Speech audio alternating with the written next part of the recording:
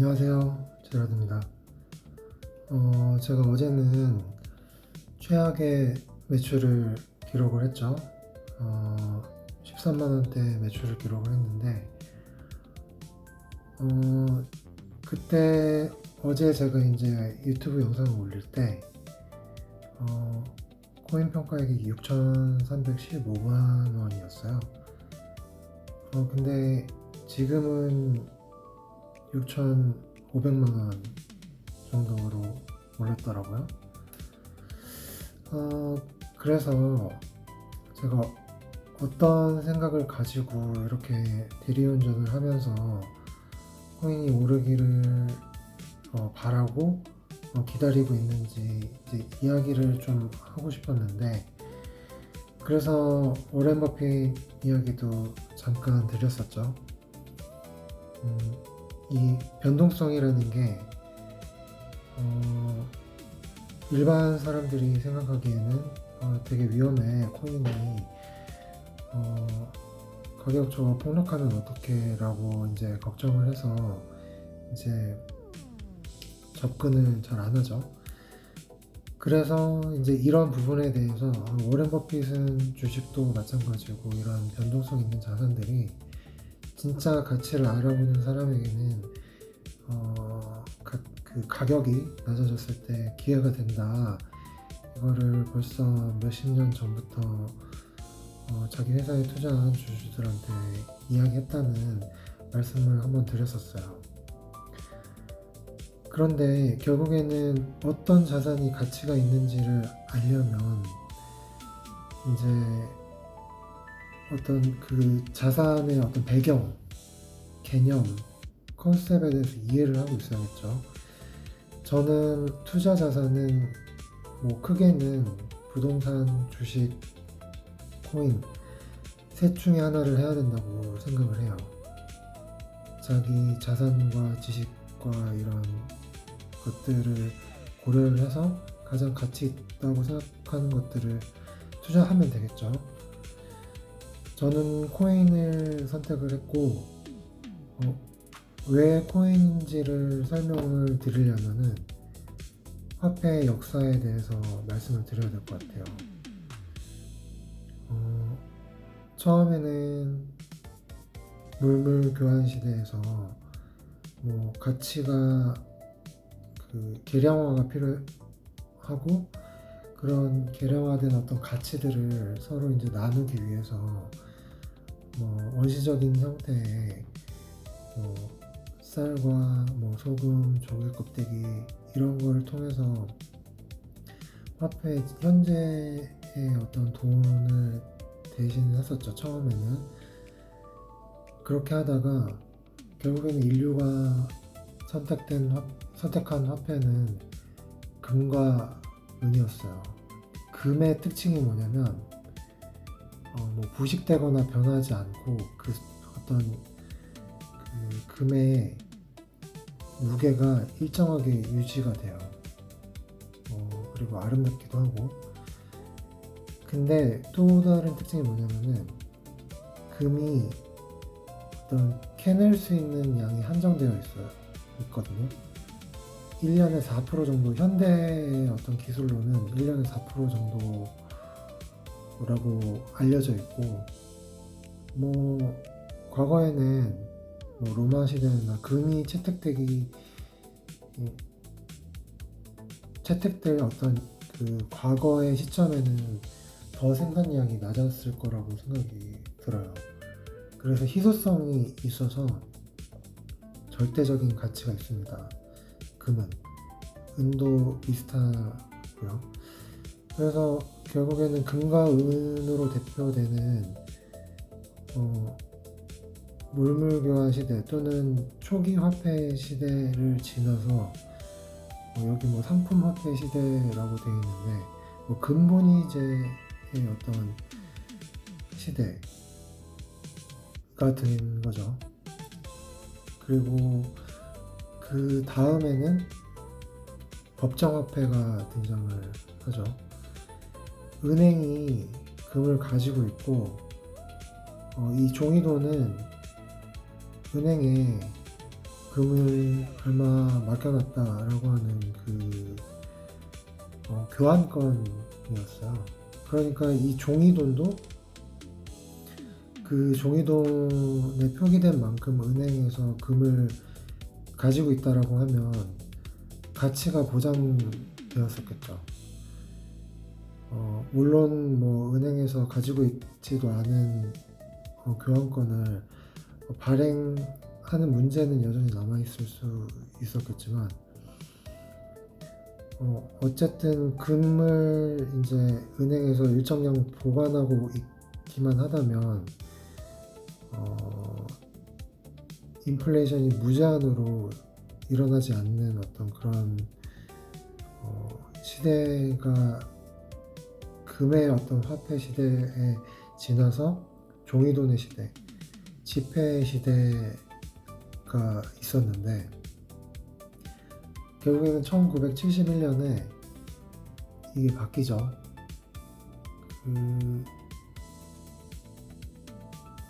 일정량의 금을 보관하고 있다는 의미의 지폐의 시대에서 그냥 금하고 지폐의 연결고리를 끊어버린 거죠.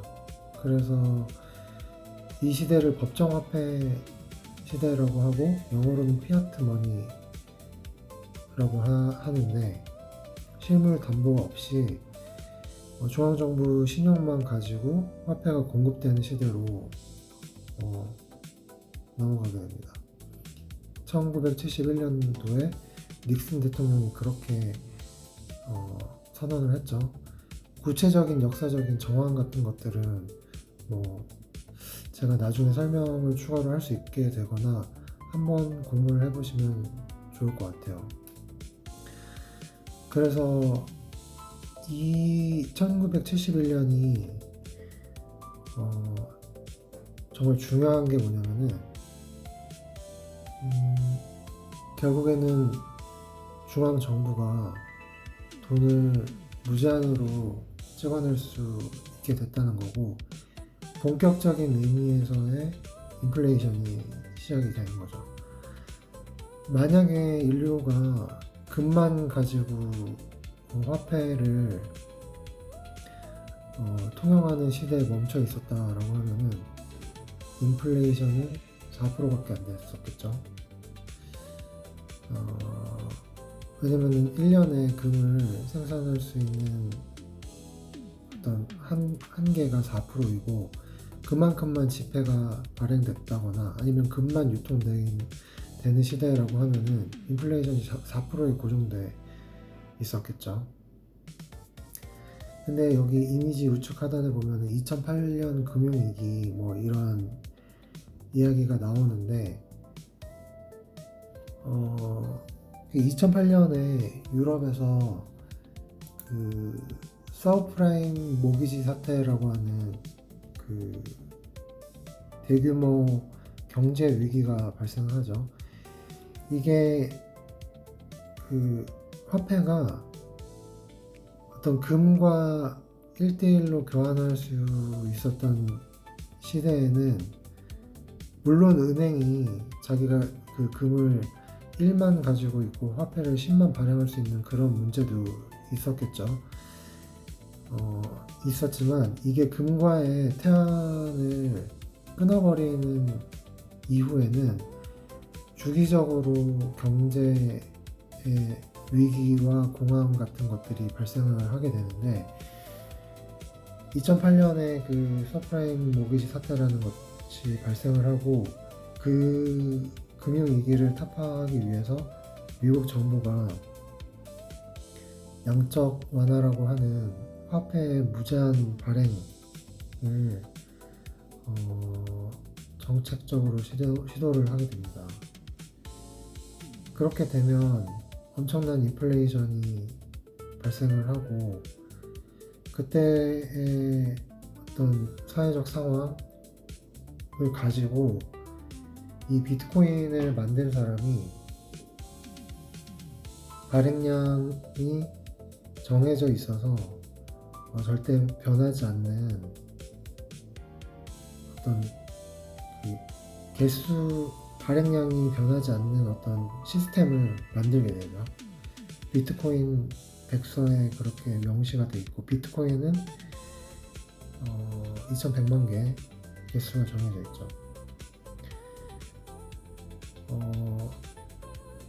그 비트코인의 어떤 그 백서에 나와 있는 내용들은 제가 차후에 설명을 드리겠지만, 결국에 만약에 저희가 열심히 연구를 해서 대리운전을 20만원, 21만원, 22만원, 30만원까지 한다고 해도 그 대리운전의 어떤 노동의 가치, 인플레이션이 반영이 되겠죠.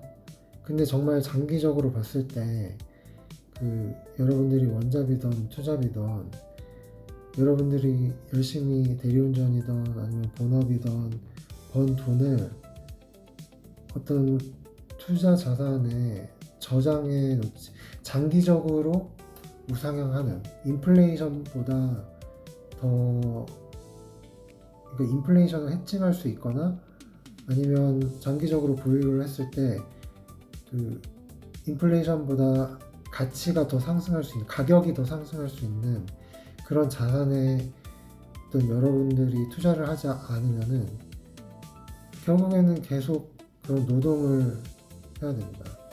이게 제가 이제 여러분들한테 말씀을 드리고 싶은 부분이고, 저는 빚이 있어서 그런 것들을 갚기 위해서 하지만, 여러분들은 부자가 돼서 집을 사고 차를 사고 돈을 많이 모아서 은퇴를 하기 위해서는 노동소득만으로는 절대 안 된다는 거죠. 결국에는 뭔가를 투자를 해야 되고, 그 투자가 여러 가지 방법이 있겠지만 크게는 부동산, 주식, 코인이 있는 거고, 코인이라는 것의 어떤 대표되는 코인의 어떤 출발점이 비트코인이기 때문에 비트코인에 대해서 이해하는 것이 정말 중요하다. 그렇게 이해를 하려면은 어떤 화폐의 역사에 대해서 명확하게 알아야 되고, 결국에는 현재 저희가 쓰고 있는 원화라는 것도 한국은행에서 무제한 발행할 수 있어요. 정부가 어떤 사업을 하거나 유료 지원금이나 정부 보조금이나 이런 것들이 필요해서 정부 지출을 하기 위해서 마음대로 발행할 수 있습니다. 그렇게 되면 인플레이션이 유발되고 여러분들의 노동의 가치 같은 것들, 연봉은 정해져 있잖아요. 달에 받는 돈은 정해져 있는데, 그 중간중간 정부에서 화폐를 발행하게 되면은 가치가 떨어지는 거예요. 인플레이션 해증은 반드시 필요하고, 그 이유를 알려면은 이제 이런 배경을 알아야 된다는 거죠. 여러분들이 숨만 쉬고 있어도 여러분들이 버는 돈의 가치는 떨어지게 되어 있습니다. 미국 정부에서 이 양적 완화를 하다가 양적 긴축을 한동안 실행을 했어요. 그러다가 최근에 양적 완화를 다시 하겠다고 하는 흐름으로 바뀌고 있습니다.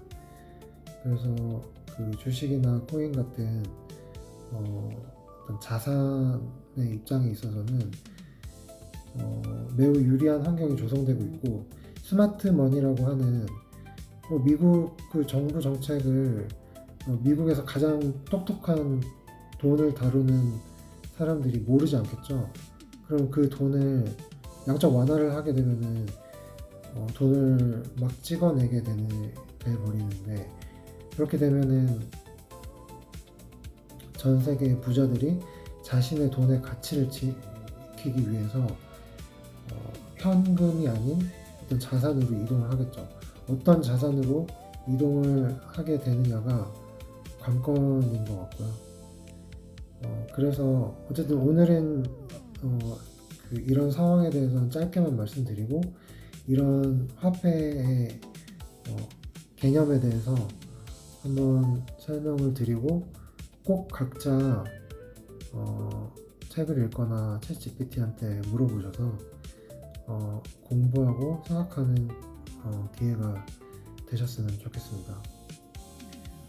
다음번에 더 좋은 영상으로 찾아뵙도록 하겠습니다. 감사합니다.